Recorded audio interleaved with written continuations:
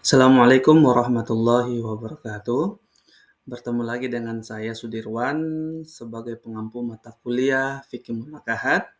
Pada pertemuan kali ini kita akan membahas mengenai mahar dalam pernikahan.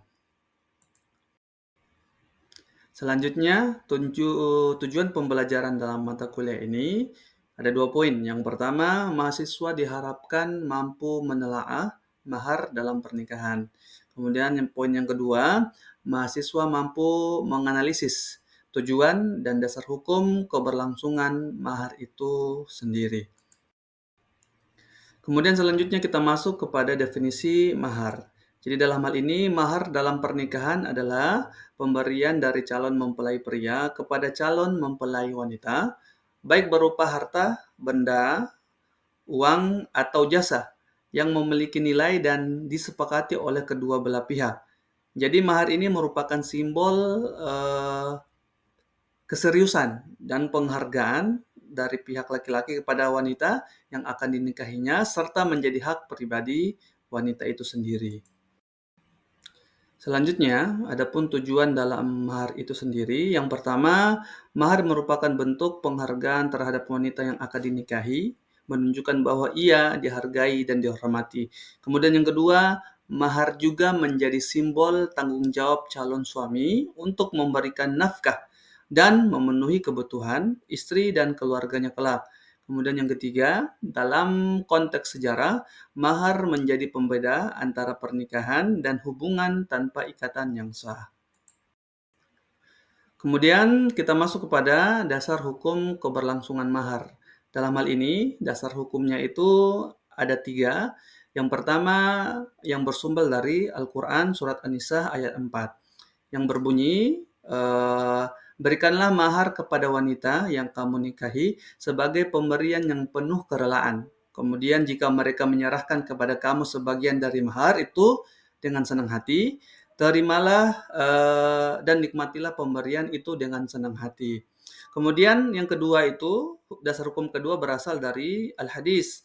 Dari Urwah, dari Aisyah, ia berkata bahwasanya Rasulullah Shallallahu Alaihi Wasallam bersabda, termasuk berkah seorang wanita yang mudah khitbahnya atau melamarnya, yang mudah maharnya, dan yang mudah memiliki keturunan.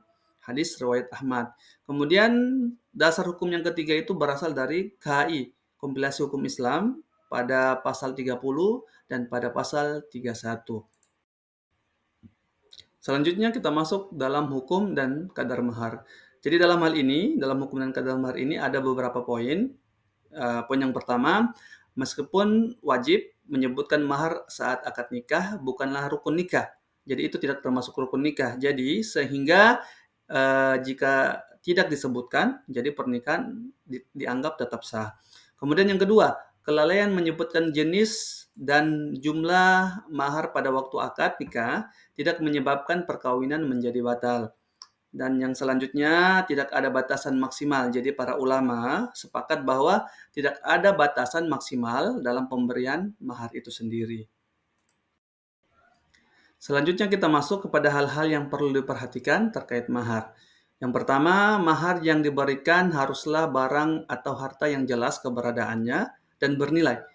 Kemudian yang kedua, mahar bisa berupa barang berharga, uang, atau bahkan jasa seperti mengajar Al-Quran. Kemudian yang ketiga, mahar sebaiknya tidak berupa barang yang haram atau tidak bermanfaat.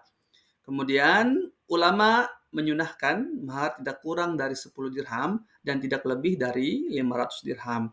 Kemudian yang terakhir, besaran mahar sebaiknya disesuaikan dengan kemampuan pihak pria dan kepantasan dalam masyarakat sehingga tidak memberatkan pihak pria. Selanjutnya yang terakhir, kaitan mahar dengan pergaulan suami istri. Jadi dalam hal ini terdapat beberapa poin. Yang pertama itu, mahar menunjukkan penghargaan suami terhadap istri dan keseriusannya dalam membina hubungan rumah tangga. Kemudian yang kedua, mahar adalah hak mutlak untuk istri dan menjadi miliknya sepenuhnya. Jadi mahar itu menjadi milik istri sepenuhnya setelah diserahkan oleh suami, baik sudah dicampuri maupun belum. Kemudian yang ketiga, jika terjadi perceraian sebelum dicampuri, jadi istri tetap berhak atas separuh mahar yang telah disebutkan jika mahar telah diserahkan dalam akad nikah. Demikian sekiranya itulah materi yang dapat saya sampaikan pada kesempatan kali ini. Kurang dan lebihnya mohon dimaafkan. Wallahu muwaffiq ila aqwamit thoriq. Assalamualaikum warahmatullahi wabarakatuh.